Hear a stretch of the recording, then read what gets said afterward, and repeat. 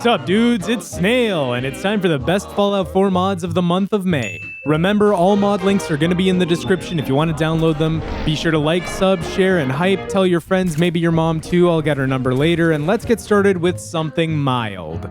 Something I've always thought was weird about Fallout 4 is the fact that there's no coffee anywhere. You mean to tell me that pre-war folks were doing Med-X, military research drugs, super Adderall, magic health needles, and no one, not a single f***ing person decided coffee was an important item to preserve? Does anybody want coffee? Who wants coffee? Do you want coffee? I need that, man. I need that. Do you want coffee? I just made coffee. Who wants coffee? Itchy Treasure Sack has finally given us the gift of caffeination with animated coffee drinking. This mod adds a couple buildable coffee makers to the settlement menu, along with a couple different coffee consumables. The coolest part about this mod is that you'll need to scavenge an old coffee pot if you want to build them, which I thought was a really cool immersive touch. Once you've built them, you can approach and activate the coffee pot, and you'll enter the coffee drinking animation, which is best paired with watching your settlers work the land while you do absolutely nothing. Lost track of how many blisters I got. You can also take coffee on the go with you by building an espresso machine workbench and crafting yourself some coffees or espressos. Each one of these drinks is going to give you +1 perception boost, and it's going to restore 3% of your health, making it a nice little alternative to other ability boosters like Mentats.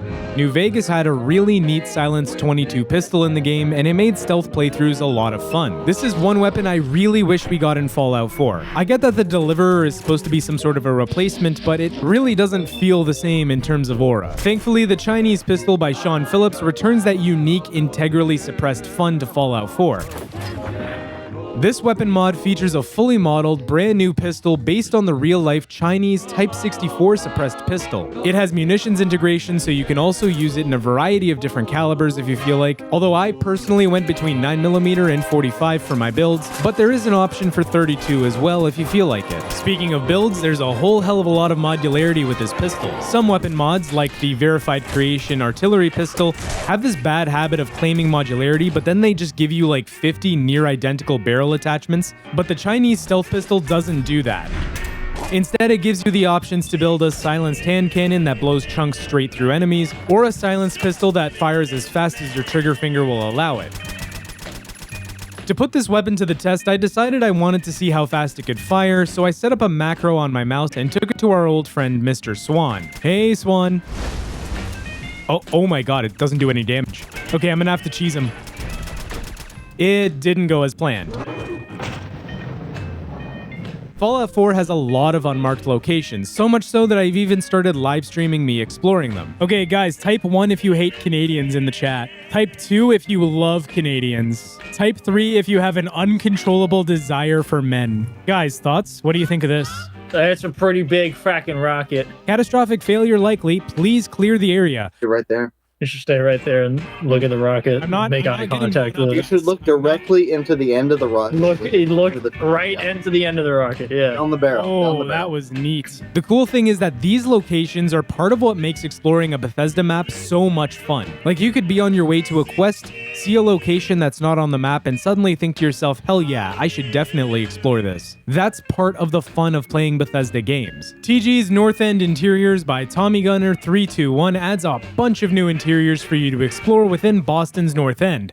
All 8 of the new interiors will be on the northern cape of Boston, just east of the Cabot House. And what's even better is that these locations are quite heavy on visual storytelling. For example, in the Radroach farm, you can actually see the corpses of radroaches inside of cages and stuff like that. But anyway, once you dispose of him, you move directly to the Old North Sewers, where you fight off some mirelurks and navigate the tunnels to find a unique flamer, which is going to come in really handy because there is a Mirelurk queen in here waiting to tear you to shreds. After you're done with the crab roast, exiting the sewer is going to drop you right in front of a Triggerman-controlled chem den. This location is complete with chem fiends and shifty dealers, but in here there's also a secret bookcase door and some skulls in the wall behind it. Obviously, I took all the skulls. Not like the addicts care much because they just stand there watching you mill about while they hit their jet like it owes them money.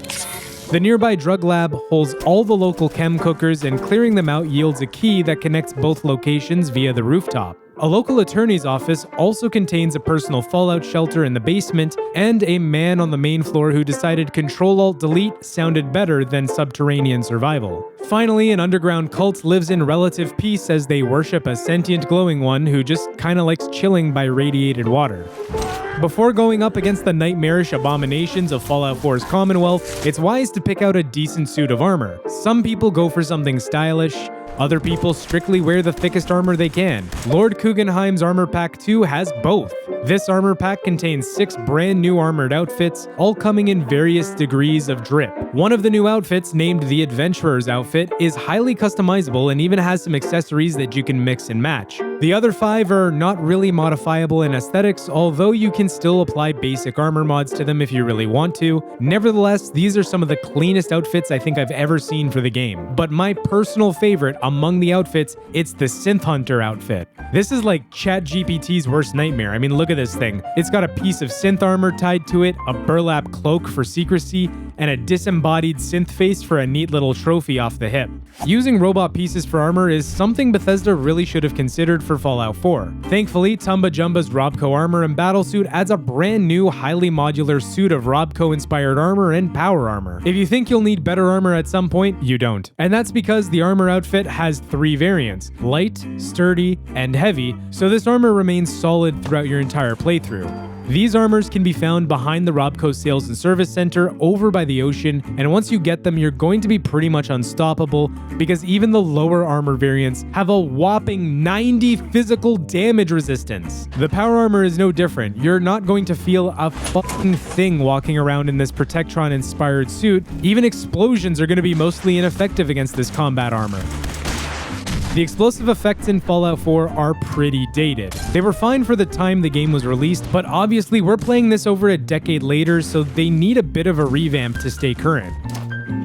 Explosion VFX Pack by Weird Honey 2310 updates the explosion effects to look absolutely splendid. This mod touches all the base grenades like Molotov, Frag, Cryo, Pulse, and Plasma, while also adding some special effects to the missile impacts from the missile launcher. All the explosions also have added particle effects. The frag grenade in particular has this really nice particle bloom, coupled with a quick flash of light and this puff of smoke that just lingers and drifts away. The cryo grenade's frost particles will no longer just hang awkwardly in the air before they fade, and the pulse grenade has this brilliant corona as it explodes vibrantly. Now these effects obviously look great on their own, but in the heat of combat is where they're really gonna shine. Their inclusion helps make combat so much more immersive. I could easily see this slotting into a combat-focused mod list, which is good because visual enhancements are an important part of any solid mod list. And the game's violent megafauna are a prime target for better graphics, especially considering 2015's textures look really muddy by today's standards. ZP's Fauna All-in-One 2 gives these creatures wonderfully horrifying new textures for the current day. It's a huge file at just under 2 GB of textures, but it's well worth it. Look at the detail on the Deathclaw.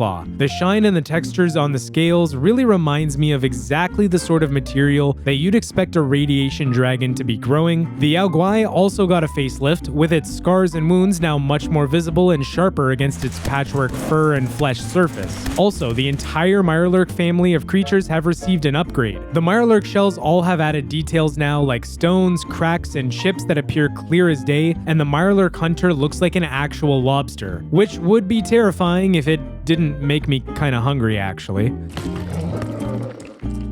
I hate bullet sponges. They're easily the least fun thing about Fallout 4's combat, so much so that people often look for hardcore damage and combat mods to try and shake up the experience. And that's where house rules become so important. This new mod by Mute Bust Nut introduces a configuration menu you can use to adjust almost every consequential value in the game. We're talking everything from incoming damage to outgoing damage, plus armor multipliers, companion affinity, XP rewards, disease and sleep rates, item bonus effects. This mod literally does it all. I was able to set this up really quickly among the menu, and pretty soon I was playing something closer to my ideal Fallout 4 experience.